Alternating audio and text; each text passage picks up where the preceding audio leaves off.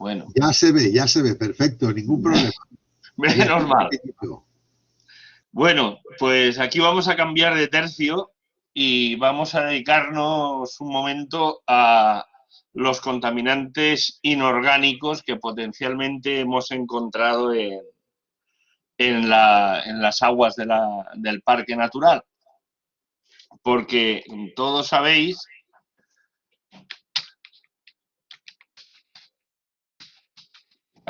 ahora. Vale.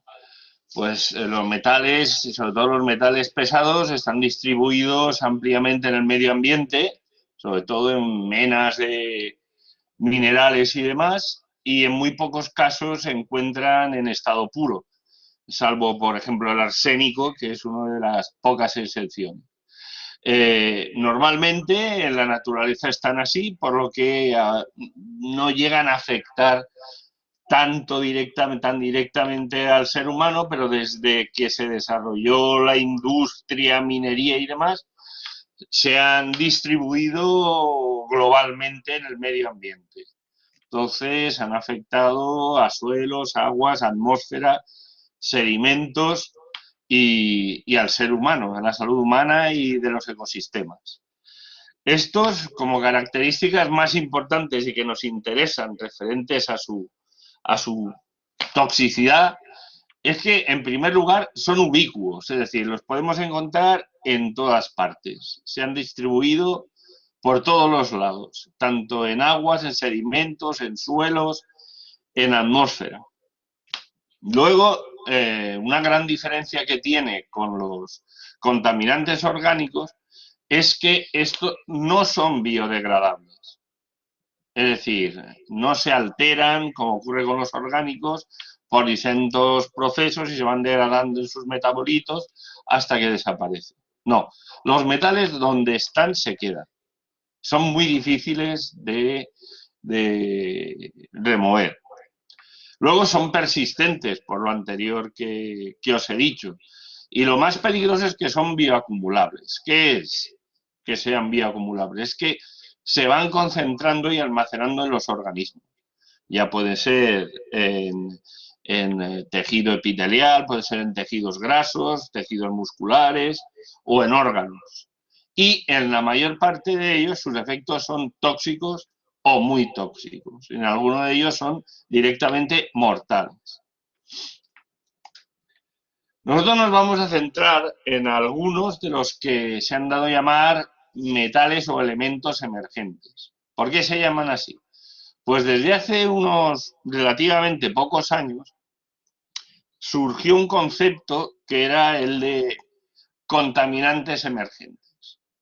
Un concepto que fue asumido no solo por Estados Unidos, sino también por la Unión Europea y otros países, y son, como pone aquí esta definición, elementos de origen natural, productos químicos o manufacturados o artificiales, que se sospecha que están presentes en varios compartimentos ambientales y que por su toxicidad y persistencia probablemente puedan alterar significativamente el metabolismo de los seres vivos.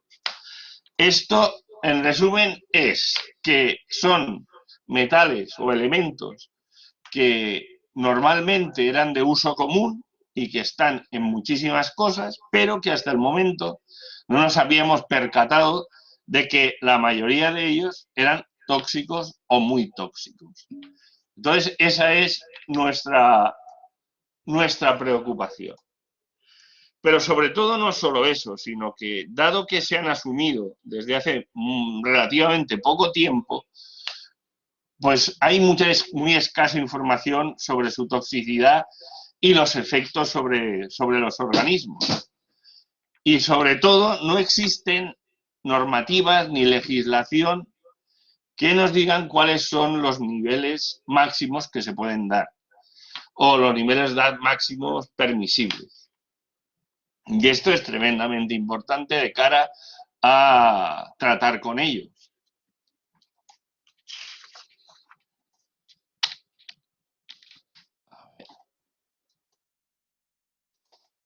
Vale. Bueno, aquí tenemos unos cuantos de ellos y en general lo que podemos decir es que no están en mucha abundancia en la naturaleza, en la mayor parte, pero están todos ellos muy extendidos por toda la superficie del planeta. Pero sobre todo se ha incrementado su aparición por el uso industrial extensivo. Y se fijan en suelos y en aguas. En suelos pueden fijarse y persistir durante mucho tiempo, igual que en los sedimentos, y pueden pasar a la vegetación, donde también se acumulan, y así a la cadena trófica, y afectar al ser humano. Para que veáis la cantidad de orígenes que pueden tener y en donde se presentan. Ay, perdón. A ver. Esto.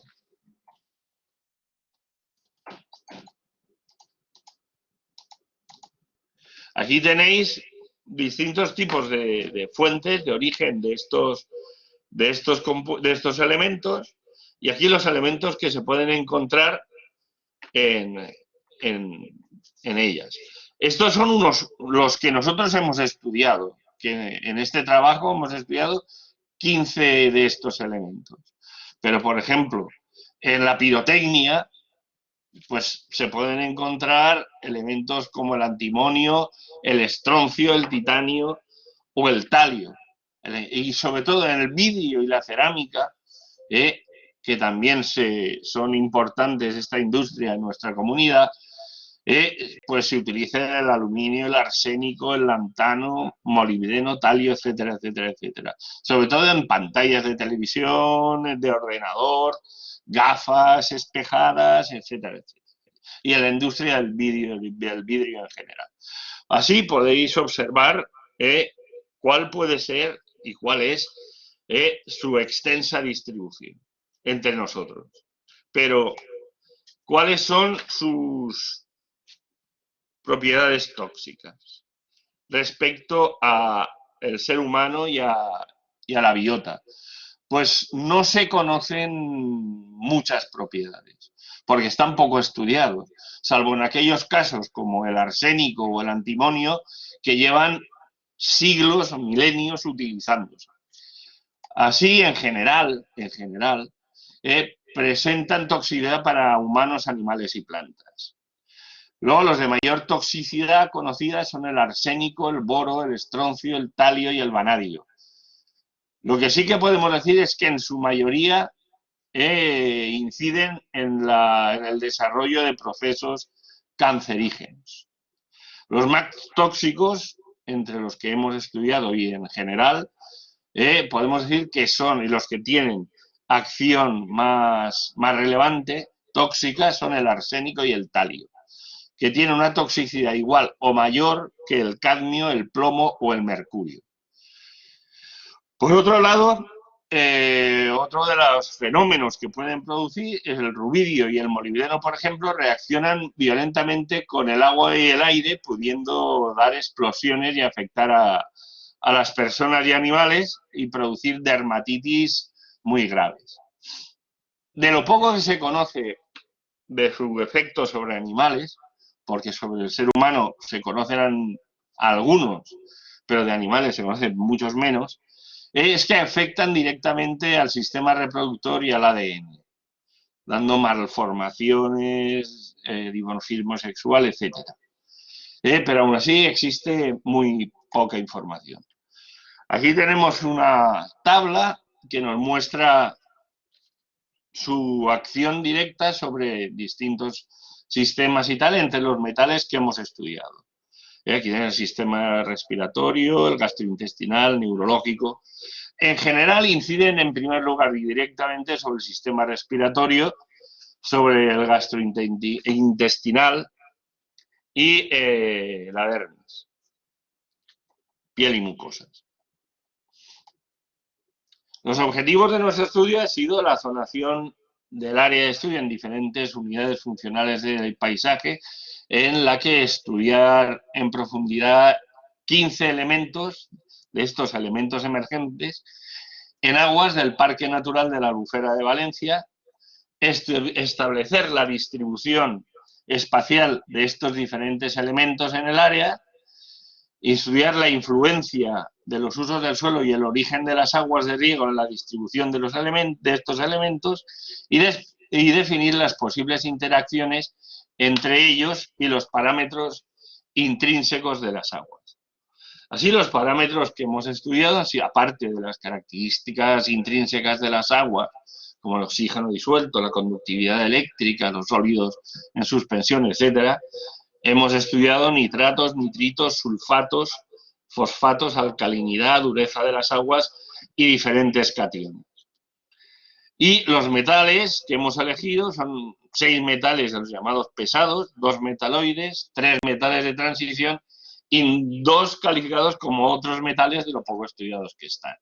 Aquí tenéis los metales estudiados, sobre todo las características del arsénico, talio y vanadio, que su importancia es por su elevada toxicidad, o como algunos de ellos, el boro, que es un micronutriente o oligoelemento. Es decir, que algunos de ellos, como algunos de los metales pesados, son necesarios para la actividad de los procesos enzimáticos y del ser humano.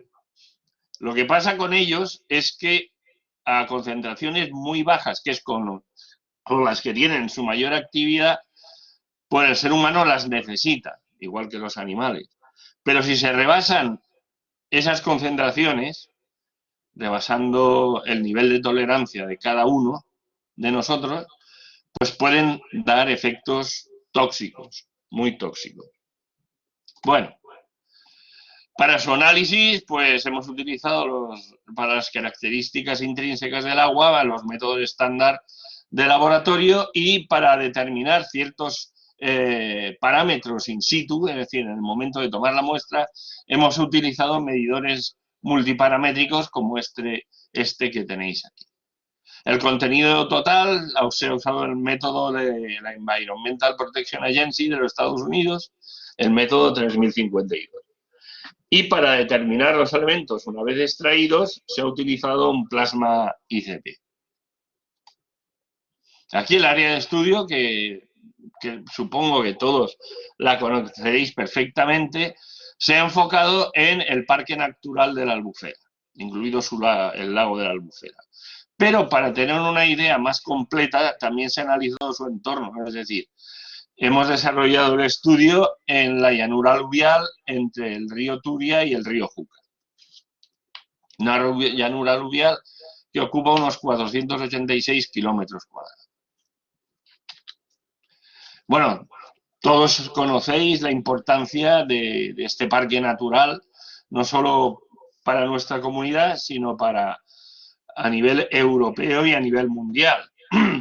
Desde que se declaró en el 86 como parque natural, se ha sido incluido en la Convención Ramsar de zonas húmedas, ha sido declarada zona de especial protección para las aves y sitio de importancia comunitaria de la Unión Europea. Aquí tenéis, para que veáis la situación actual del parque, bueno, y de la zona en general, aquí tenéis una muestra de la red de acequias, canales y barrancos que presenta la Albufera. Es una red muy densa para cubrir el regadío de todas las zonas y cultivos.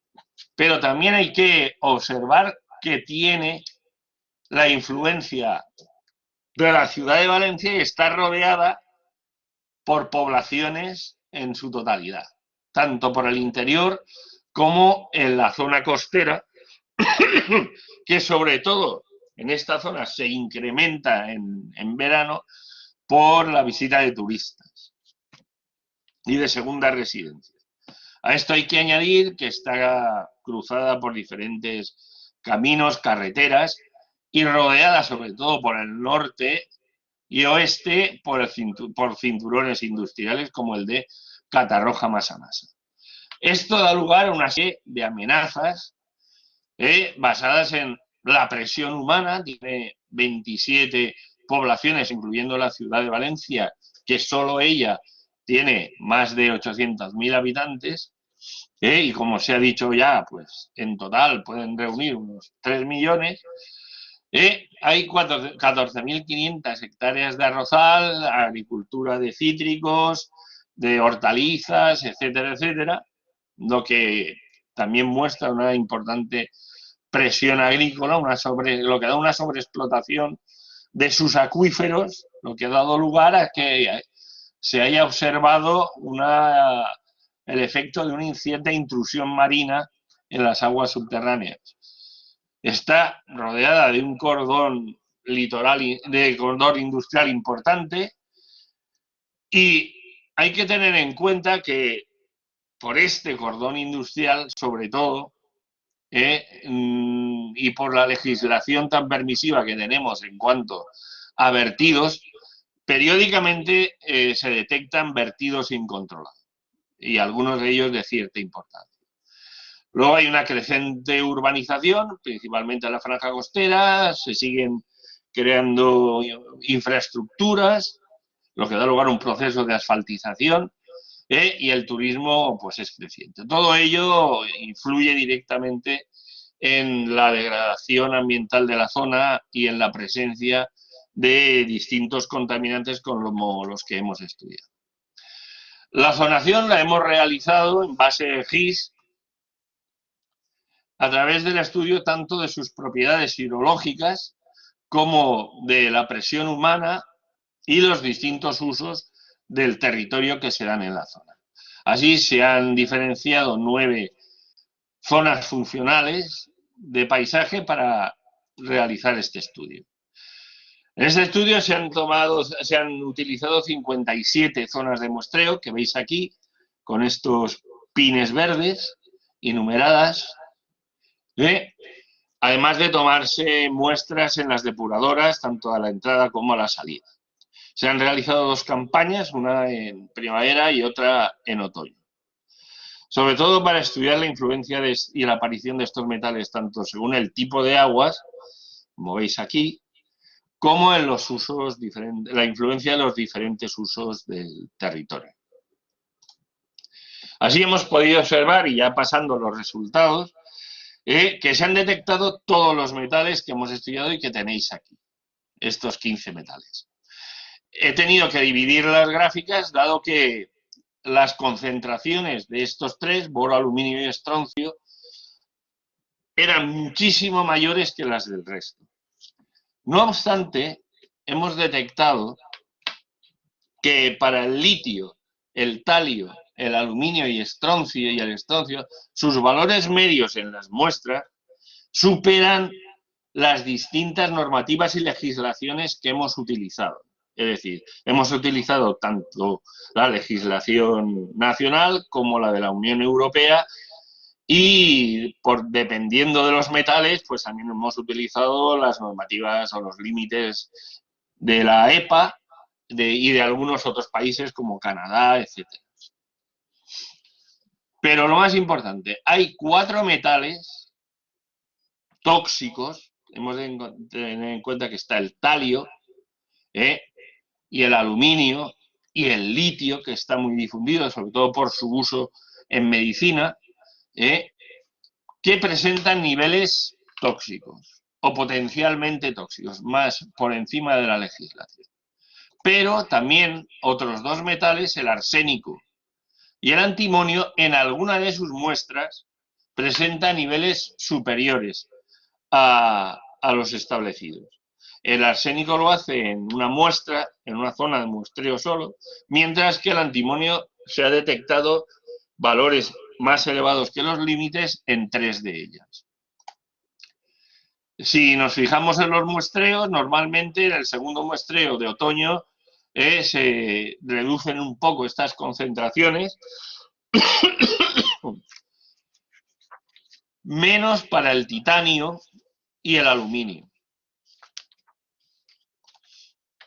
Pero lo más importante en nuestro caso es que la mayoría de los metales, como veis aquí, se han encontrado en todas las muestras, en todas ellas, excepto el berilio, que es se han encontrado en solo un 15% de las muestras, pero los demás en más de un 75%, como el bismuto con un 78%, el talio con un 80%, pues todos los demás se han encontrado en el 100% de las muestras.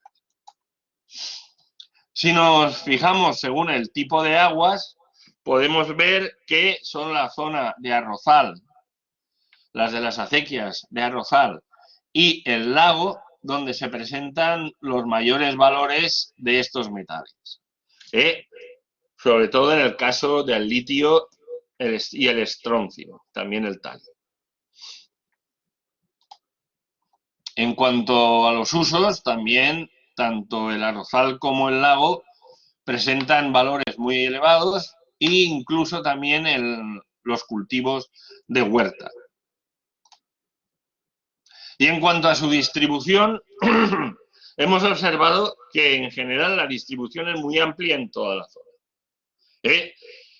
Por ejemplo, el estroncio presenta valores altos en todas las zonas que hemos estudiado y en los que se ha hecho la división, pero también, sobre todo, en las zonas 3, 4 y 7.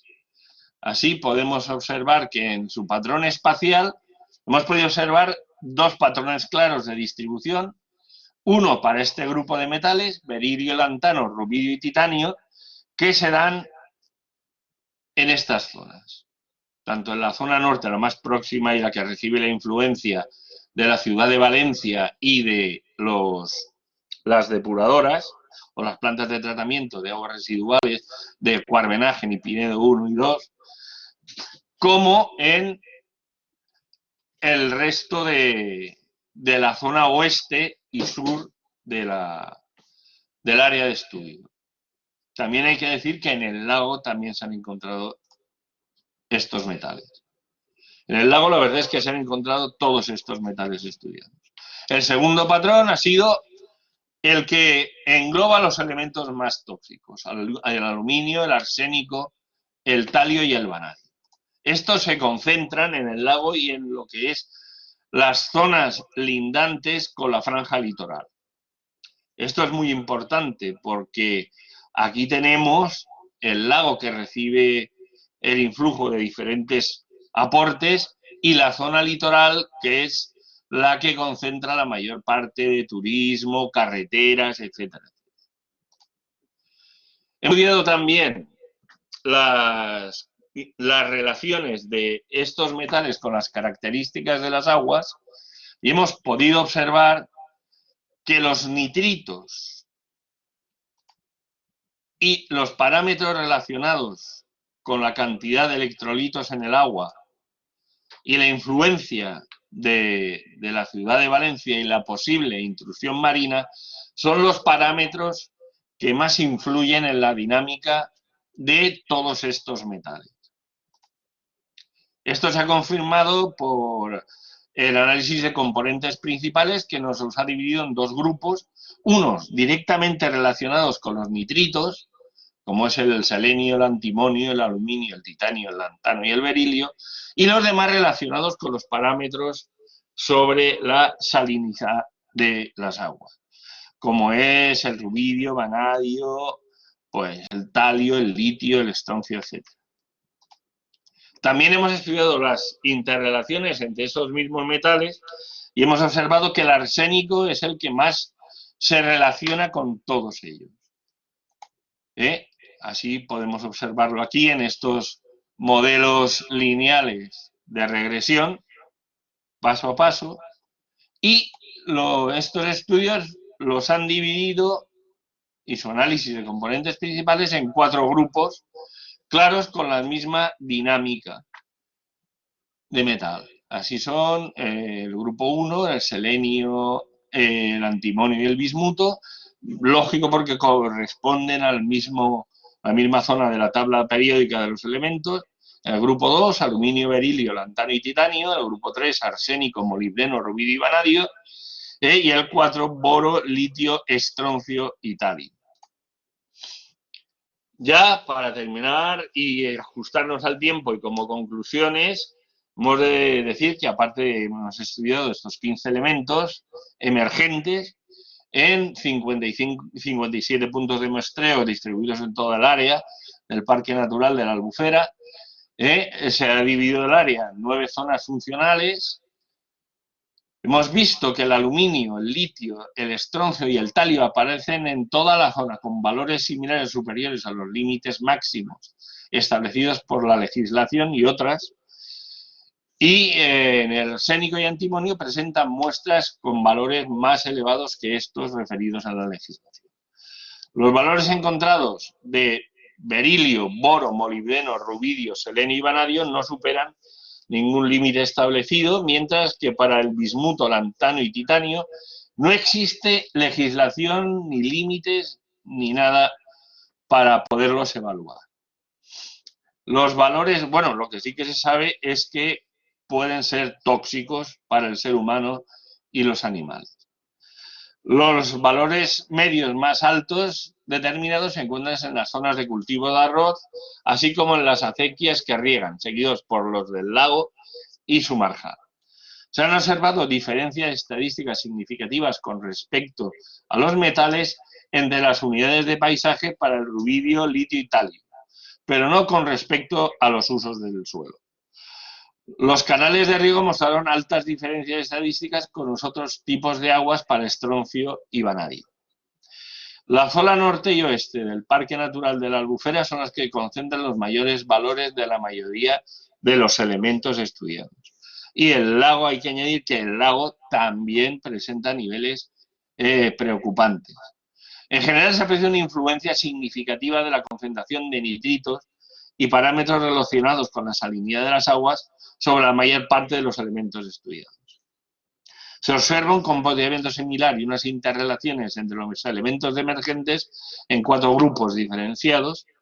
Y con todo ello, y para resumir, es que es necesario una mayor investigación en el área y sobre todo determinar las causas de estos niveles elevados y los focos de contaminación y las fuentes potenciales de estos elementos. Sobre todo en el caso de los más tóxicos como el aluminio, litio, estroncio y talio, que presentan valores muy altos, incluso por encima de la legislación en toda la zona.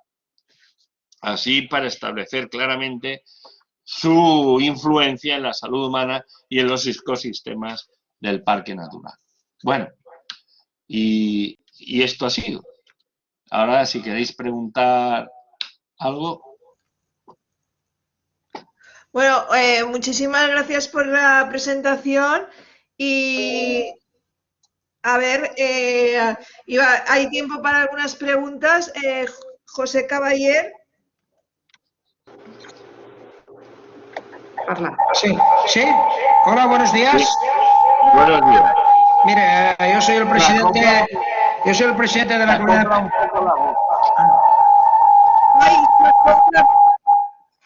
¿Ya? Hola, buenos días. Buenos días. Sí, yo soy el presidente de la comunidad de pescadores del Palmar y quería hacerle dos preguntas sobre los contaminantes. La primera es si hay alguna posibilidad de quitar los contaminantes depositados durante aproximadamente 50 años en el lago de la Albufera a través de los dragados y la regeneración de las aguas de calidad del río Júcar y Turia. Eso por una pregunta. Y por otra parte, como usted te ha dicho muy bien, que las aguas llevan contaminantes y puede afectar a las personas humanas, a los animales y a la vegetación. Es decir, estos contaminantes tóxicos de metales pueden acumularse en los arrozales a través de las aguas que pasan por los campos. Pues contestando a su segunda pregunta, sí.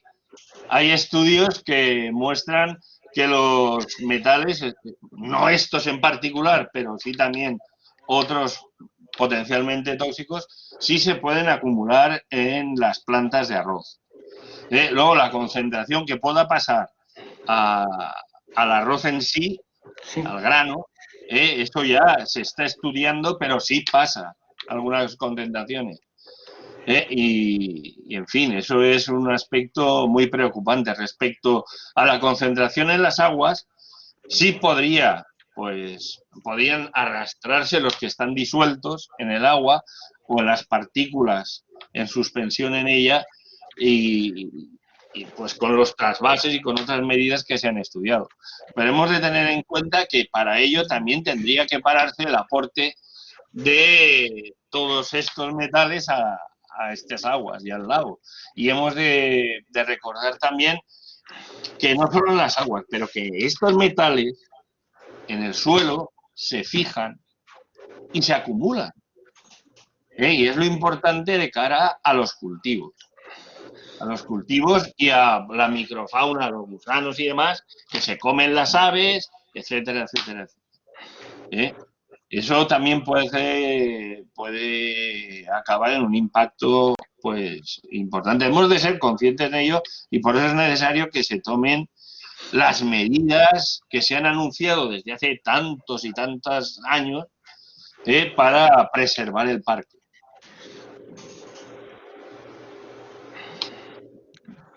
¿Alguna cosa más? Paloma tiene también la mano. Sí, Paloma, dime. Hola, yo quería hacer Hola. casi más una sugerencia. Bueno, primero decirle a Pepe que estos estudios se han hecho básicamente en agua, no en suelos, ¿verdad? Las acumulaciones. No, los hemos hecho tanto en aguas como en suelos. En agua como en sedimentos. Pues habría que ver que la y ahora diferencia. estamos haciéndolos en peces. Ese es un análisis importante porque yo creo que Pepe entiende que la mayor parte de los contaminantes están en los sedimentos y de ahí pasan al agua, pero es que lo que hay que tener en cuenta, Pepe, es que son contaminantes que están entrando continuamente por las aguas del parque. Ahí está, ese es el problema. Y ahí iba yo también a intentar... Y porque, muchos de ellos, las depuradoras o las plantas de tratamiento de aguas residuales no los eliminan. Claro, yo creo que el análisis importante que habría que hacer es cuáles de estos metales se encuentran ya en el agua natural, en los ríos, para lo cual habría que tomar una muestra antes incluso de los vertidos principales de depuradoras que están más en la zona baja. O sea que tendríamos que poder ver qué parte de estos minerales se encuentran ya, tienen un origen natural en las aguas del río, como estábamos comentando, que podrían ser los sulfatos, tanto en el Turia como en el Júcar, y luego qué parte de ellos son producidos por las depuradoras y qué otra parte ya son producidos o bien por el cultivo o bien por las aguas residuales ya por las que pasan. O sea, quiero decir que habría tres cosas que diferenciar. Por una parte, los que traen las aguas naturales, por otra parte, los que tienen origen en depuradoras y la tercera, los que son producidos por determinadas por las aguas residuales o bien por el cultivo del arroz. Y esto se podría ver bien cogiendo las muestras, agrupándolas por esta naturaleza, vamos. Sí, eso ya lo estamos haciendo. Y ya tenemos antes, en otro proyecto, que estudiamos todo el río Júcar, desde su inicio en Teruel hasta la desembocadura en la costa valenciana, y pudimos observar que a lo largo de todo el río, es que hoy en día encontrar una zona, digamos, virgen,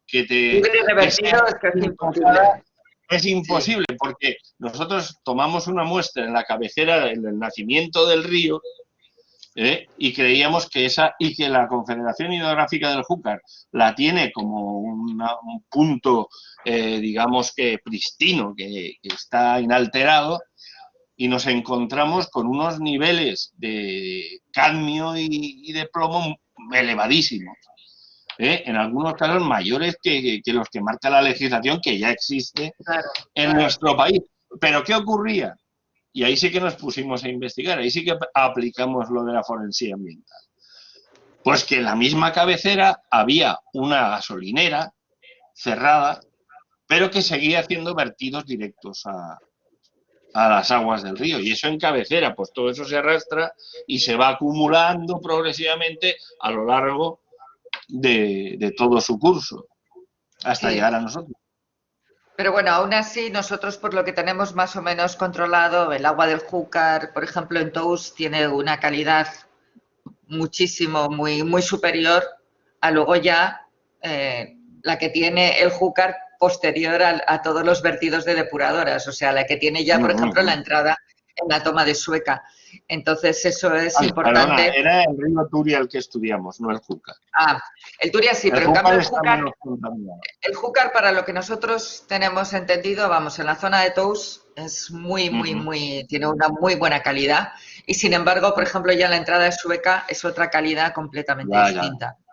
Sí. Entonces, bueno, eso también a la hora de seleccionar cuál es el importante origen para el parque, pues también es importante ver estas calidades. Y luego, cómo afecta el vertido de las depuradoras realmente, porque muchas veces es que se consideran aguas utilizables para el medio natural cuando realmente este vertido de depuradora pues sigue llevando mucha contaminación para lo que debería ser admisible en un sistema natural.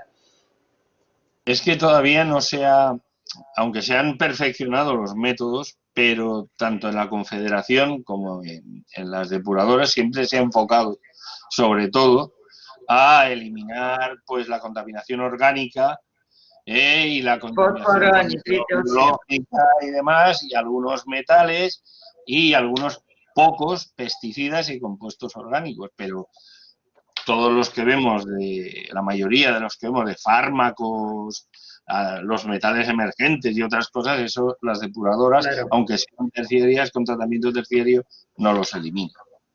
Claro. Muy bien, gracias. Vale, gracias a ti, Paloma. ¿Alguna pregunta más? Bueno, pues si no, vamos a cerrar esta sesión media hora pues para hacer un pequeño coffee break i... Anem a remossar perquè fa falta. Sí, ya toca. Muchísimas gracias a todos y bueno, pues nos vemos de aquí, nos vemos 12 menos 20. Vale, ¿De acuerdo? de acuerdo. Gracias. Hasta luego. Hasta luego.